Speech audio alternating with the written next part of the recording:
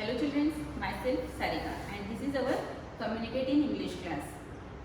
It is our chapter first, Rekha's new friend. Understand grammar part 4. Until now, we have completed our first chapter and covered some part of exercise. Now, we will see the remaining part of exercise in this part. Understand grammar. First of all, what is grammar? Grammar is the most important part of any language.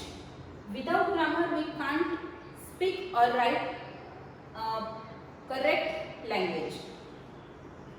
Grammar के बगैर हम जो sentence है वो correctly बोल नहीं पाएंगे, fluently बोल नहीं पाएंगे. Let's see the part of grammar. We always begin a sentence with a capital letter and end it with full stop, a question mark or an exclamation mark. We always begin a sentence. हम हमेशा sentence को कैसे start करते हैं? With a first letter should be capital. जो first letter होता है हमेशा कैसा होता है? सेंटेंस का कैपिटल होता है. और सेंटेंस का एंड किस तरह का होता है? तो वो सेंटेंस कौन से टाइप का है इसके ऊपर डिपेंड करता है कि उसका एंड किस तरह से होगा. तो कुछ सेंटेंस जो है फुल स्टॉप से एंड होते हैं, क्वेश्चन मार्क से होते हैं और कुछ एक्सक्लेमेशन मार्क से कंप्लीट होते हैं. A sentence always has a doing word and make a complete sense on its own. जैसे कि हमने देखा है कि सेंटेंस को दो पार्ट्स होते हैं, सब्जेक्ट एंड प्रेडिकेट. और जो प्रेडिकेट होता है उसमें हमेशा डूइंग वर्ड यानी कि वर्ब होता ही है, जिससे कि जो सेंटेंस है उसे मीनिंगफुल सेंटेंस तैयार होता है, उससे हमें सेंटेंस के बारे में पूरी इंफॉर्मेशन मिलती है. For example, Rekha's mother gave her a bicycle on her birthday. Rekha's mother gave, यहाँ पर देखो gave, ये क्या हुआ? इसका doing word है, तो ये है verb. Her a bicycle on her birthday, उसके बर्थडे पर क्या दिया है? Bicycle.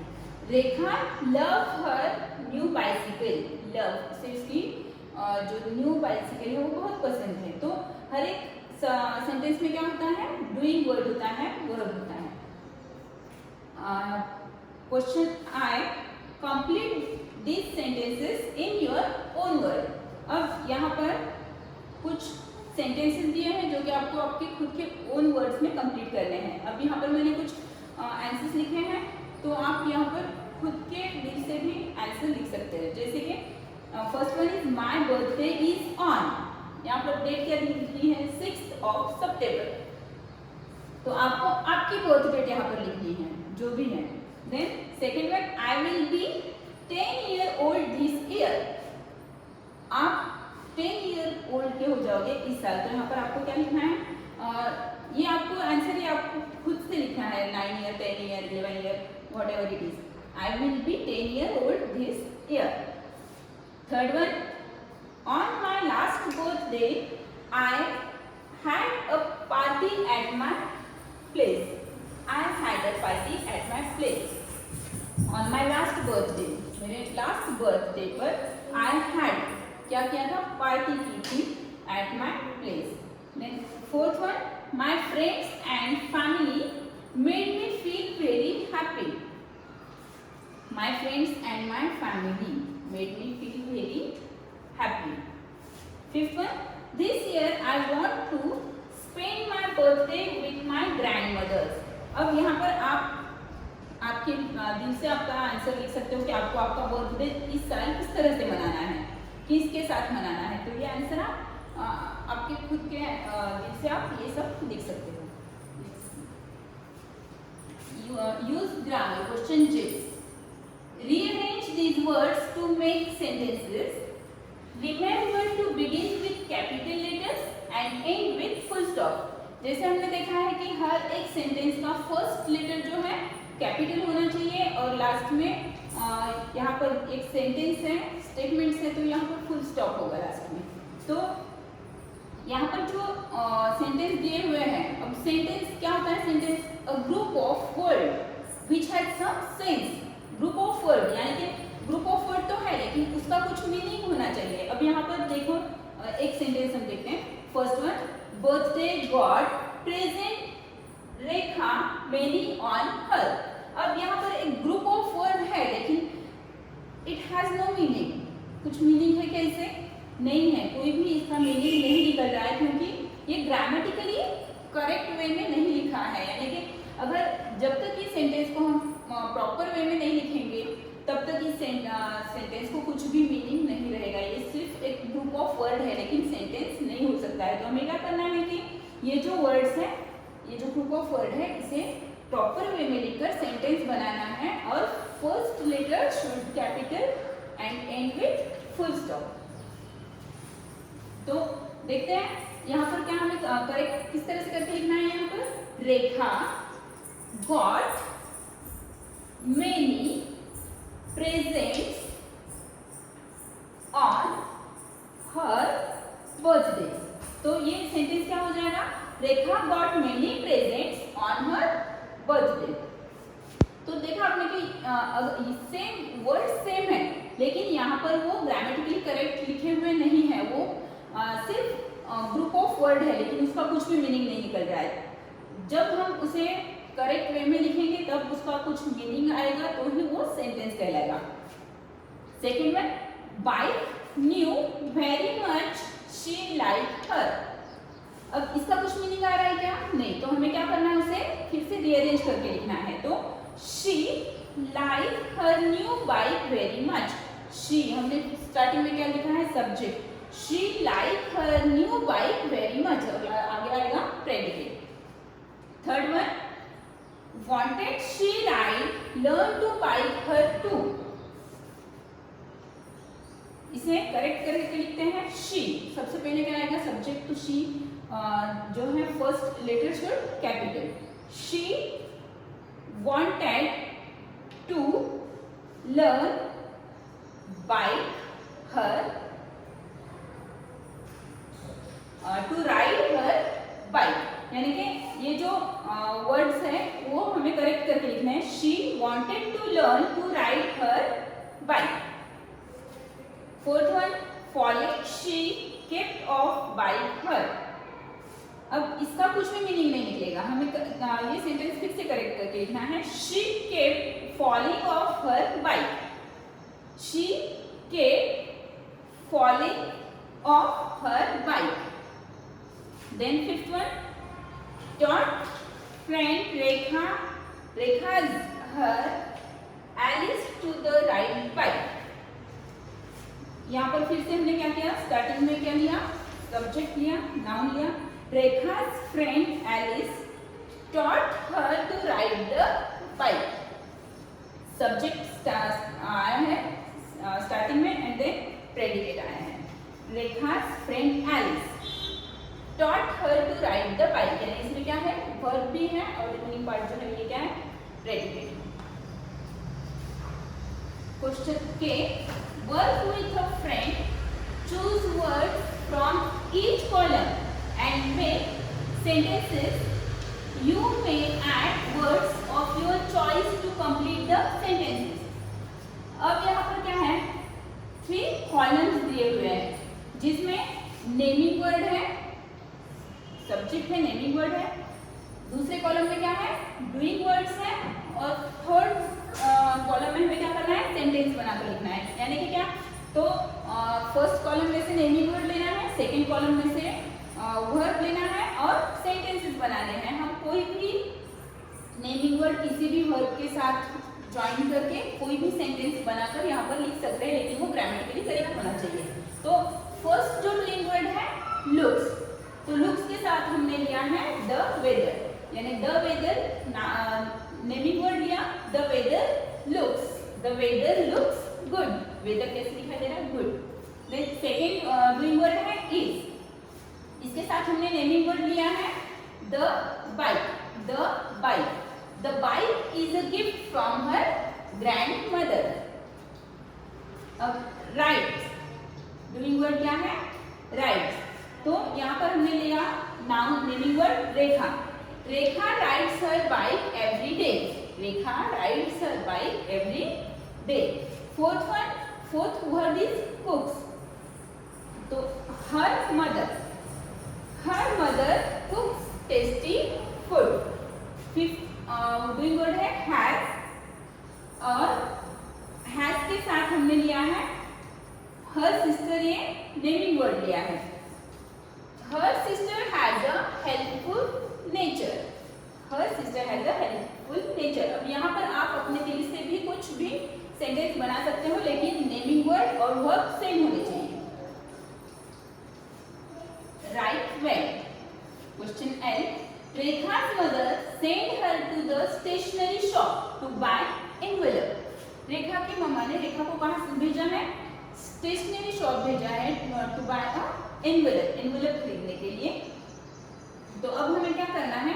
Fill in the blanks with word from the box to trace the route that she took. अब रेखा स्टेशनरी शॉप में घर से निकलकर जा रही है, तो वो उसका रूट कौन सा है, कौन से वे से जा रही है, ये हमें क्या करना है? फिल इन द ब्लैंक्स वो कंप्लीट करने हैं. जो यहाँ पर हेल्पिंग बॉक्स दिया है, यहाँ से वर्ड्स चूज करके फिल इन द ब्लैंक्स जो है कंप्लीट करने हैं. अब यहाँ पर इस पिक्चर में आप देख सकते हो, ये क्या है? हाउस, रेखा का घर. ये है स्टेशनरी शॉप, ये है स्कूल, और ये है मेन रोड. ये क्या है? पूरा मेन रोड. और ये है ज़ेब्रा क्रॉसिंग. तो अब इस पिक्चर्स को देखकर हम ये जो हेल्पिंग वर्ड्स है ये यूज करके fill in the blanks complete करेंगे. First one, Rekha dash the house. Rekha left the house. Rekha ने क्या किया?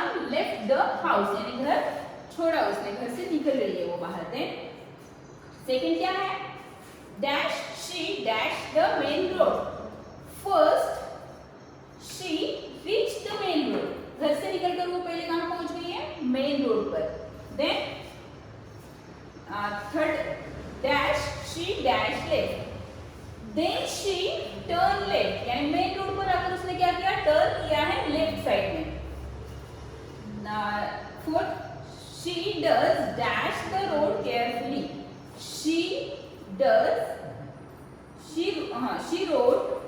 She rode dash the road carefully. She rode along the road carefully.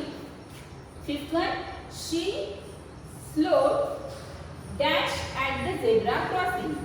She slowed down. She slowed down at the zebra crossing. Zebra crossing पर आ गई थी. Sixth one, she turned left and then took dash left. She turned left. Left को वो turn हो गई है. Then took another left. दूसरा another एक लेफ्ट उसने आगे जाकर ले लिया है. Seven, finally she reach the stationery shop. Fill in the blanks क्या होगी? फाइनली, यानी एंड में वो जाकर कहाँ जाकर पहुंच गई वो? Finally at stationery shop.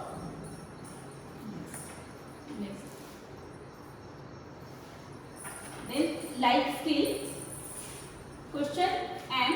Your friend Sahil is worried because he has not done well in his test. How will you help him?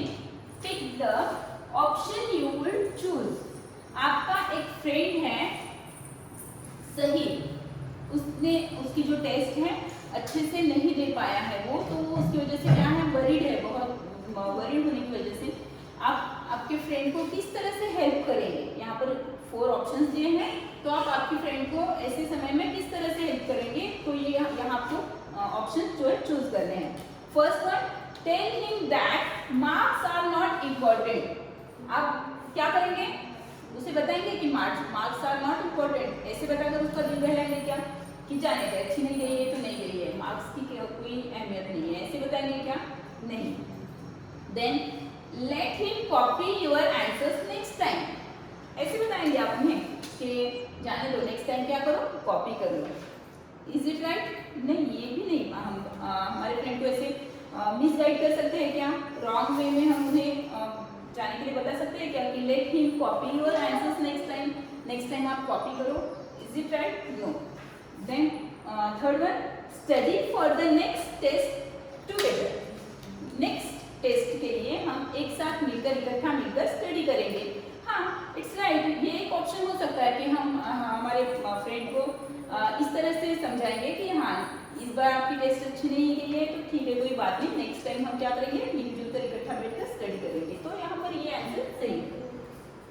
Then ask him to work harder, या फिर उसे ऐसे बताएंगे कि वर्क हार्डर यानी और ज़्यादा मेहनत करो और ज़्यादा पढ़ाई करो। ये दोनों भी आंसर जो है वो करेक्ट है, लेकिन ये जो आंसर है वो आपको आपके दिल से लिखने हैं। Values, what's more important. अब देखते हैं कि ज़्यादा इम्पोर्टेंट क्या है एंड कौन सी चीज़ की ज़्यादा अहमियत है। Your friends gave you many gift on your birthday. Draw a star against the one which you like the most. Your friends, आपके जो फ्रेंड्स हैं उन्होंने आपको बहुत सारे गिफ्ट दिए हैं आपके बर्थडे पर। आपको क्या करना है कि एक स्टार बनाना है उस नेम के आगे जो आपको बहुत ज़्यादा पसंद आया है। तो इनमें से कहाँ है, क्या है, अ कंप्यूटर गेम। क्या गिफ्ट मिला है आपको, एक कंप्यूटर गेम मिला है। देन एन एक्सपेंसिव पेन, एक बहुत कीमती पेन जो है वो भी गिफ्ट में मिला है। Then a card with a poem written by your friend, एक पोयम जो आपके फ्रेंड ने खुद आपके लिए लिखी है, ऐसा एक कार्ड उसने बनाकर खुद से बनाकर दिया है। और fourth, a photograph of you and your friend together, एक फोटोग्राफ मिली है जिसमें कि आप और आपका फ्रेंड एक साथ है। तो इन चारों में से आपको सबसे ज़्यादा कीमती इम्पोर्टेंट जो गिफ्ट है वो कौन सा लगेगा। अब जैसे कि हम सोचेंगे किसी को गेम बहुत ज़्यादा पसंद आएगा, किसी को एक्सक्लूसिव पेन पसंद आएगा, तो कोई जो है अपने इमोशंस अपने फ्रेंड के साथ बहुत ज़्यादा शेयर करते हैं। तो ऐसे समय मुझे सबसे ज़्यादा पसंद क्या आएगा कि a photograph of you and your friend together, हमारे फ्रेंड के साथ हमारी जो फोटोग्राफ है वो बहुत ज़्यादा पसंद आएगी। या फिर हमारे फ्रेंड ने इतनी मेहनत से एक पोयम लिख कर दी है तो वो जो कार्ड है वो बहुत ज़्यादा पसंद आएगा। तो इसको इसमें से आप किसे ज़्यादा अहमियत देते हैं उसके आगे आपको क्या करना है, स्टार बनाना है। Then next, fill in the blanks with the words friendship and a gift in the order that seems right to you. यहाँ क्या करना है, आपको लिखना है कि आपको कौन सी चीज ज्यादा इंपॉर्टेंट है। Friendship is more important then gift, friendship जो है बहुत ज्यादा इंपॉर्टेंट है गिफ्ट से। गिफ्ट ज्यादा इंपॉर्टेंट है क्या, नहीं, गिफ्ट से ज्यादा इंपॉर्टेंट क्या है, फ्रेंडशिप है। Okay, remaining part of this exercise we will see next part. Meanwhile you have to revise this exercise. Thank you.